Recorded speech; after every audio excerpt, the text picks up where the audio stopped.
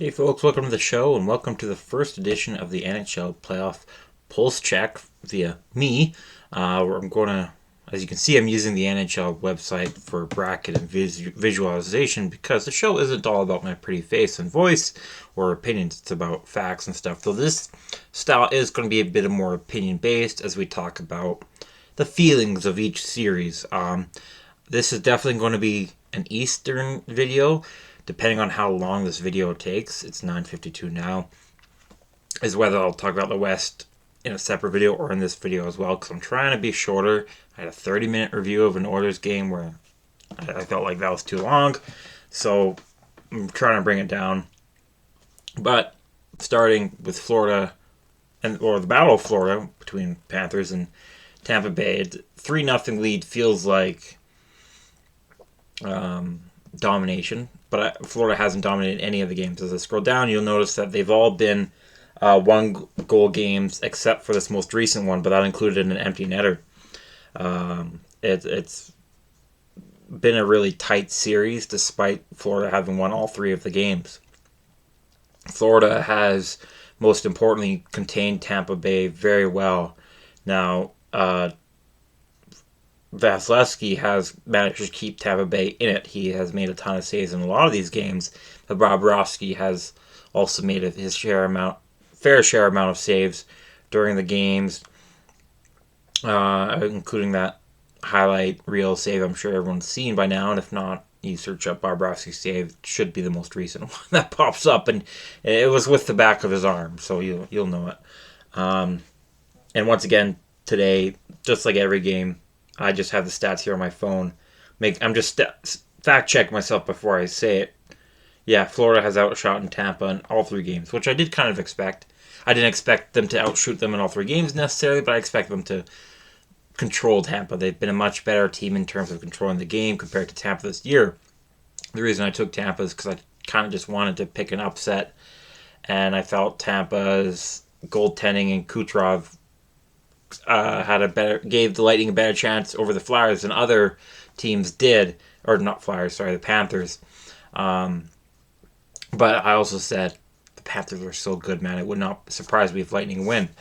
It would surprise me if the Panthers swept the Lightning, but at the same time, this is one of the, if that's what happens on Saturday, it would be one of the closer sweeps we've seen, probably since Hellebuck swept the Oilers a few years ago. Because, again, Florida's never run away with it in game, but they've been very purposeful in all of their games. I haven't watched them. I've seen highlights, and I'll look at the stats. I haven't had the opportunity to watch them deeply, so feel free to tell me your thoughts. But just from everything that I could see realistically without spending my entire day watching hockey games, which I'd be happy to do, I just need this to be monetized first, and otherwise I gotta work on stuff too. And there is a channel out there that does watch all the games, and he's pretty good. But while you're here, I hope you're getting something here. And but you'll probably get the same thing that if you watch that guy is the Panthers have controlled each game. Not just obviously when you look at the series, where Florida's up 3-0, they control the series. Yeah, but they've controlled the game very well. But being positive for Tampa is what I've mentioned. They've kept it close. It all takes is another bounce or two, and Tampa can win a game, and maybe even another one. So it's not out of reach, but coming back from a 3-0 deficit is pretty low. If Florida wins this, it'll be the first time they've won it, the Battle of Florida playoff series, since both teams have been regular Stanley Cup contenders. I'm not sure if they've faced each other maybe 10 years ago or so, but at least in the last 5 years, Tampa's won the last two series. So this would be Florida Panthers' first win, and a handy one at that. All right, next series. Hopefully my laptop loads, and if it loads slow, then I'll just put it all in a spreadsheet and again. Oh, Boston and Toronto. I was kind of hoping this one was last, because obviously that's the one where there's everything to talk about. But maybe it's good that I get it out now, because everyone seems to talk about it. So I try not to talk about everything that there is, because when it's Toronto, there's lots out there, and most of it isn't necessary. The first game, you can call that a write-off if you want, or a sign of what things are. Just pulling up the stats here, that's why I'm not eye contact here. But Toronto did, in a lot of ways, outplay Boston in that game. Toronto outshot Boston 36-25. But part of that was because by the end of the second period, Boston was up 4-0. Yeah, they only had 3 shots in the third, but they didn't need any shots in that third period. They still won, only allowing 1 goal, and got an empty netter themselves to make it a 5-1 win. It was definitely a matter of goaltending. Whether Samsonov was good or not didn't matter because Swayman was better. There is a discussion there about how Swayman wanted to be drafted at Toronto Maple Leaf. I think that deserves a different video, but that is out there. So it's kind of been Swayman's series, even though Allmark played round 2, and I thought he did really well. So let's get into that. Toronto's lone win of the series so far. It's only been 3 games where they won 3-2. Once again, Toronto outshot Boston, but Allmark did well. He saved 31 of 34. It's not bad by any means. It is comparable to Samsonov's better performance of 27 out of 29, according to save percentage at least. And more importantly, in that game, the Stars came to play. I'm not the Dallas Stars. They haven't come to play yet. What I mean is Toronto Stars. Tavares scored and Matthews scored. Matthews had 6 hits and 3 points in that game. He had a point in all 3 of their goals. He absolutely took over.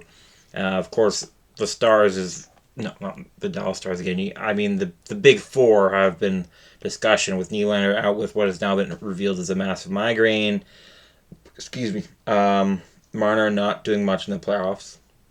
Excuse me, Ken. But again, not doing much. He did a decent amount last year. And Tavares there as well. So obviously there's still discussion there, and you absolutely need your big guns to play. That's true for every team. It just seems more true for Toronto because their top 4 players are paid more than most teams, if not all teams, and they don't seem to show up all the time.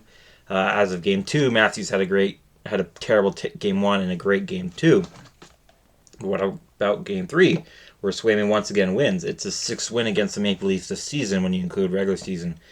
He's undefeated against Toronto in the regular season and postseason.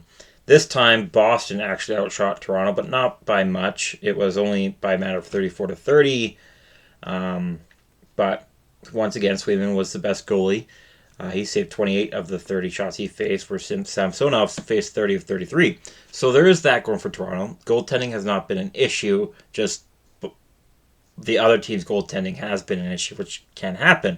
Going back to the Winnipeg Oilers series from a few years ago that I always bring up when the Jets swept the Oilers, Mike Smith wasn't an issue. Connor Hellebuck was an issue. It's not Mike Smith's fault that he wasn't in the groove of sweeping a team by himself. It was, so Samsonov has not been a concern. Another concern seems to be mentality. That's always brought up, and normally I like to defend Sheldon Keefe because I like to look at the numbers, but I think it has to be mentality. And this is something I brought up in the preview as well as especially when you talk about Boston, because Boston is all mentality. It's all about that locker room, which is something I talked about before, and we talk about, everybody talks about Toronto's locker room a lot as well. Not for the same reasons, but the opposite. There isn't a lot of leadership there, or at least leadership in terms of proven playoff success there. There isn't much there. And now there is a lot more people coming after Sheldon Keefe, which will happen. We can talk about Sheldon Keefe and his job security later, but usually I've been supportive of him, not as somebody who wants to see Toronto lose in funny ways, but as I genuinely think he's really good. But lately I've kind of been on the other side because it seems in every post-game he has this really nice excuse. The last one was Marchand being a rat. Yeah, Marchand is a rat. I don't mind you going after Marchand. I agree. The problem is, if I was a Toronto fan, is that you're letting that be an excuse for the fact that you lost 4-2. Yes, Boston did score on that play, um, but every team has to deal with Marchand. Every team has to deal with refs and reffing issues. Marchand is the worst of it for sure, but that doesn't excuse you from losing. He's not that talented of a rat. He's a great player, incredible player. I hate to say it, but what I mean is it's not like he's out there scoring 4 goals. He's getting under Toronto's skin and mentality, and they're letting that say an excuse. They say, well, if the refs called a perfect game, we would have won. You can't do that. You can say, well, if we just didn't make this one mistake, we would have won. Or if we just played a perfect game, we would have won. You're not playing a perfect game. Nobody plays a perfect game, and nobody wins when there's a perfect reffing, because there isn't a perfect reffing and there isn't a perfect game. It's about overcoming your own mistakes and the success and preventing or increasing the mistakes of the other team in a way. And that just doesn't seem to be the mentality from Toronto, outside looking in. Because I know everyone has their own opinion on Toronto, and I'd like to hear yours. While it's on my mind, before I forget, because I tried to do this earlier in the video, if you like what you've seen so far, or will like earlier, you can like physically by liking the video. It's a huge help for me. It's a huge bonus for me. But I appreciate you just viewing the video at all, to any extent. I'm happy to hear your thoughts down below about hockey, or how I can get better, or what you like from the channel so far, and consider subscribing and turning on notifications. But that's kind of it for my thoughts between Boston and Toronto 3 games in this kind of playoff pulse check. Going forward, anything can happen. I do still think this will probably go the distance. I think if Boston wins tomorrow, it might be a little tough on Toronto to force game 6 or 7. But, Toronto can still win tomorrow. They still know how to play Boston well. They just haven't, is the issue. Which is why mentality is brought up a lot. It's something I'm very interested in talking about extensively, especially from a goaltending perspective. Now, to the Rangers and the Capitals, not too much to really discuss here, even by stats. The fact is that the Rangers are just better in every category. Lindgren has done well to at least slow down the bleeding, but the Rangers are just a better team in terms of scoring, in terms of getting shots on net, and even if you want to get into hitting, usually the team that gets outshot will hit more. Not here. The Rangers are still out hitting the Capitals. If Shesterkin's needed to be a good goalie, he hasn't really. He only had 20 saves in the first game, but he only allowed 1 goal. So it's just kind of been pure domination to this point. At this point, it's up for the Capitals to not get bogged down by it all, and for the Rangers to not get too cocky. That's pretty much all it is at this point for these two teams, because, again, all you need is a good goalie, and Lindgren's been doing that for the Capitals. Speaking of goalie, I've neglected to mention about Ullmark possibly starting next game. I think you go with Swayman, because you always talk about riding the hot hand. Swayman is 2-0 against the Leafs in the playoffs, 4-0 in the regular season, but Ullmark's not a bad choice. I think if Boston chooses Ullmark and they lose a game, it's probably not because they chose Ullmark over Swayman, but I think Swayman is just giving you better goaltending, and if you want to go back to switching between the two in round 2, that's fine. And the other part of it is that now Swayman will have a 2-day rest, regardless of whether they start Ullmark or not. So I think you go with Swayman. Last series in the East, this video has gone on for about 14 minutes, so I think I'll probably close it and then do a Western Conference video. This one has also been quite well controlled, not too much resistance from the other side. Carolina's won all 3 games, and it's kind of hard to see the Islanders winning one. They did do better than I thought in game 1. I'm just going to bring up the stats, because the Islanders kind of played the Hurricanes game and was winning in all ways except for what matters is scoring. Frederik Andersen had an incredible game in game 1, because despite the Islanders outshooting the Carolina Hurricanes 34-26, the Hurricanes do not get outshot. And if they do, it's not by that much. But that happened. And Anderson had an incredible game. He saved 33 of 34. Varlamov's 23 for 25 was good. It was pretty good. It just wasn't Anderson's 33 for 34. And so, in that way, Carolina's goaltending won them that game. Then game two, the Islanders, well, okay, as long as Anderson doesn't have a good game, maybe we could win this time. And he didn't. Anderson sucked. He only saved 9 of 12. But after the Islanders had a 3-0 lead halfway through, Hurricanes had a pretty remarkable comeback, scoring 5 unanswered goals, including 2 9 seconds apart, which was the game tying goal and the go-ahead goal before Gensel put in the empty netter. And Varlamov didn't have a super bad game either, 34 for 38. But it was just not working. So tonight, they turned to Sorokin in hopes of, Varlamov has been bad, but you just need a spark. Well, it wasn't Sorokin. The Islanders once again outplayed the Hurricanes. 2 out of 3 games, the Islanders actually outplayed the Hurricanes. I would have never expected the Islanders to outplay the Hurricanes in terms of shooting. The Islanders outshot the Hurricanes 31-22. But once again, Anderson had a great game, saved 29 of 31. Sorokin saved 11 of 14. So they probably go back to Varlamov with one last game, potentially. The Islanders did keep it close so far. They haven't been dominated at any point in terms of actual scoring.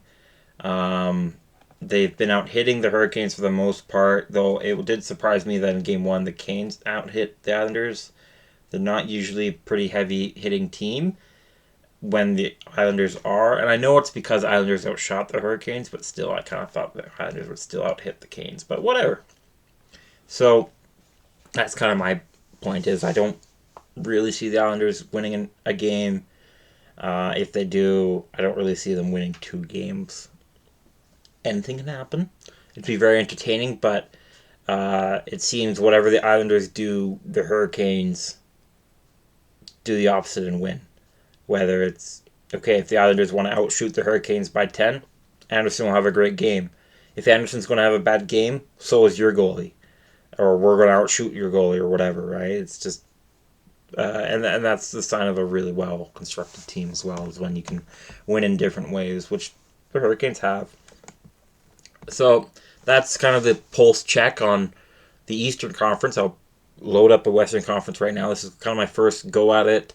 We'll see how I like it, what I could do better.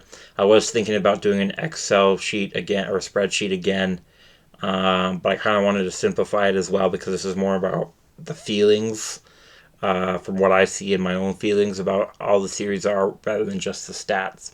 But normally I'm pretty stats based, and if you like that, I got other videos you could watch. I'd love for you to watch, and I think you'd love to. And you'll see them sooner if you subscribe and turn on notifications. Excuse me, I don't know why they're not even burps. They're just like quasi hiccups or quasi burps. They're annoying because they're not entertaining and they're not annoying. They're just, what are they? Anyways, that's it for this video. I'll record the Western Conference video right after this. Hopefully, I will see you there. Or you've already been there. Thanks for that as well. I'll see you whenever I see you next.